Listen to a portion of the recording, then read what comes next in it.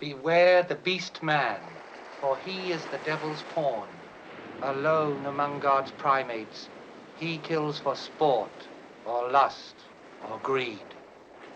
Yea, he will murder his brother to possess his brother's land. Let him not breed in great numbers, for he will make a desert of his home and yours. Shun him, for he is the harbinger of death.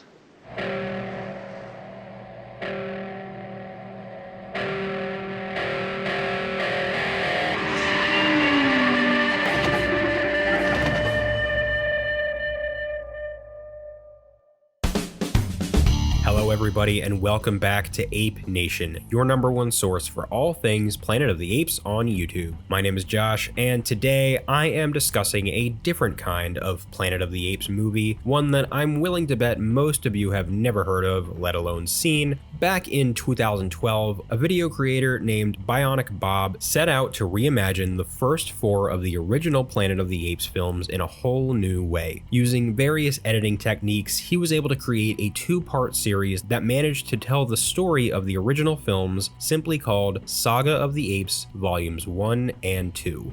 Yes, today I am here to talk about a Planet of the Apes fan edit. Before I go any further though, if you like what I do here and want to show your support, be sure to hit the like button on this video, subscribe to the channel, and hit that notification bell so that you can stay up to date on all things apes. For those who are unfamiliar with the concept of a fan edit, it is pretty much exactly what it sounds like, a re-edited version of a film or TV show done by a fan. There are a few different types of fan edits. The first kind is referred to as a fan fix. These are films or TV shows where a fan was disappointed with how something turned out and went in and re-edited it to make it more to their liking, with one of the most popular of them all, and actually the one that I believe started it all, is the Phantom edit. This is a Star Wars fan edit of the Phantom Menace that came out back in the early 2000s that sought out to quote-unquote fix Episode 1, The Phantom Menace. Another type of fan edit are TV to movie edits, and they are exactly as it sounds, someone taking a TV show and reworking it into a movie. And then there are reimaginings, which is where Saga of the Apes falls in line, which is someone taking a movie or series of movies or a TV show and re-editing it in a new creative way that doesn't seek to fix anything, but rather tell a new version of the same story using different editing techniques, alternate footage, different music, etc., etc. When it comes to my personal experience with fan edits, I actually used to be really fascinated by them, and I've actually even made a few of my own. They can be really educational both to watch and make as an editor, to see how the same story can be told in a different way, or seeing how just a few small changes can make such a big difference. As for Saga of the Apes, I actually discovered this many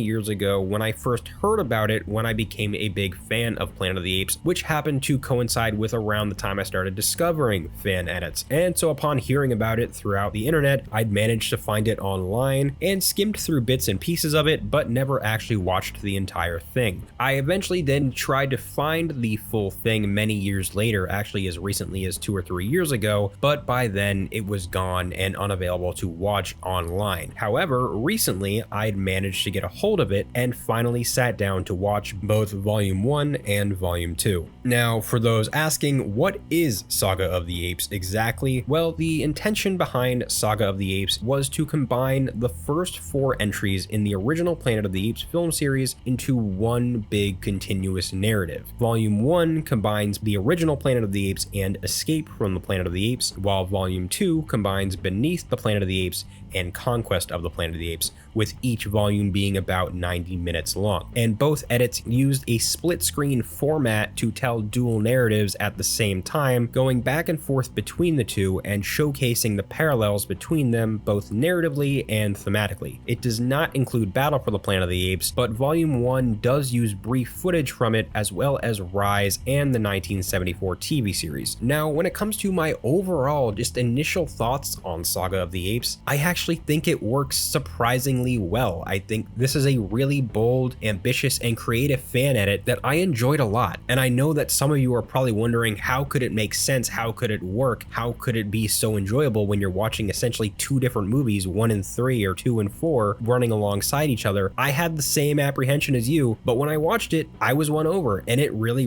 works. I will say though that I think Volume 1 works a lot better than Volume 2. Volume 1 I think works a lot better just because the original Planet of the Apes and Escape from the Planet of the Apes are much more similar in their narrative structure and themes, whereas Volume 2 feels a bit more forced, but there are still some really surprising parallels there. And I'll also say that this probably wouldn't work for first-time viewers, but I could also see it working just because of how clear the dual narratives are throughout, which, speaking of, the split-screen format of Saga of the Apes is shockingly really effective and shockingly really works because it drives home the parallels between the two stories. I fully went into this expecting to be confused and disoriented throughout the entire thing and was completely ready to just be watching some weird jumbled mess, but I was shocked by how well it overall works. Seeing these stories told concurrently allows you to see just how similar they really are. Planet of the Apes and Escape work so well together and complement each other beautifully. And while Volume 2 is a bit more of a forced narrative with Beneath and Conquest being put together, there are elements that echo each other surprisingly well. For example, watching Caesar's more angry rebellion as he rallies his apes compared to Zira and Cornelius's desire to rebel but within the political system, which is a really interesting parallel. There's some other side-by-side parallels that are really compelling as well and really powerful, such as the scene which showcases how Taylor is treated by the apes compared to how Zira and Cornelius are treated by the humans. There's also the scene paralleling the torture of both Brent and Caesar in Volume 2. The split-screen format is also used really well to create flashback sequences that are really effective and work well within the overall narrative, with music being used well to help transition back and forth between the two stories. And it also ties them all together, with the best example being the music from the end of Conquest of the Planet of the Apes being used during Volume 1 when Cornelius is telling the story of the ape uprising.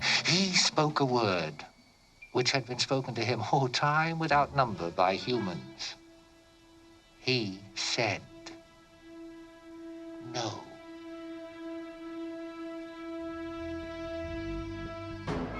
The edit overall is just so incredibly ambitious, and it takes some really big swings. Both volumes of Saga of the Apes are able to simplify the stories in order to combine them, but without losing the most critical moments or thematic relevance that connects the two stories in each volume. And it's also shocking both how quickly it flies by and how easy it is to follow. The editing is really impressive, and it succeeds in creating a well-paced and understandable narrative. Overall, it's just really fun to watch as a Planet of the Apes fan, and getting to see most of the films all at once in a way that's cohesive and clear-cut, because that makes for a really unique and refreshing way to watch the original series of films, especially for someone like me who's seen them all dozens of times. Of course, it isn't perfect, and I'll always prefer to watch the original films the way they were actually made, but this is still a really cool and interesting approach to them that I really enjoyed watching, and honestly, to a degree, it actually feels like it could have been made by professionals who did work on the originals. It's that creative and it's that good.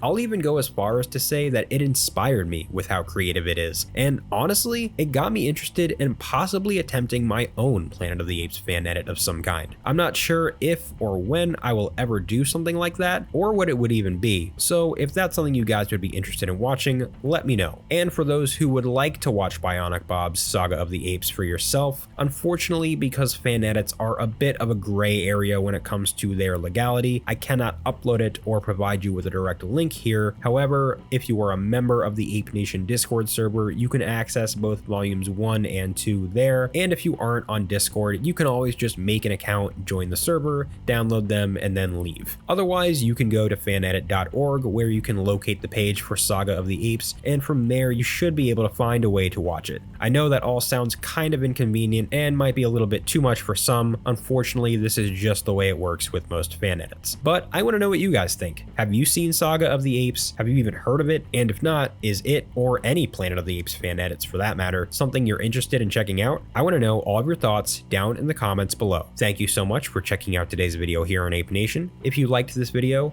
be sure to hit the like button. You can also join the Ape Nation Discord server for daily discussions about the franchise, and if you're interested in seeing more of my videos, be sure to subscribe to the channel and hit that notification bell so you can stay up to date on all things apes. I'll catch you in the next one, so until then, goodbye.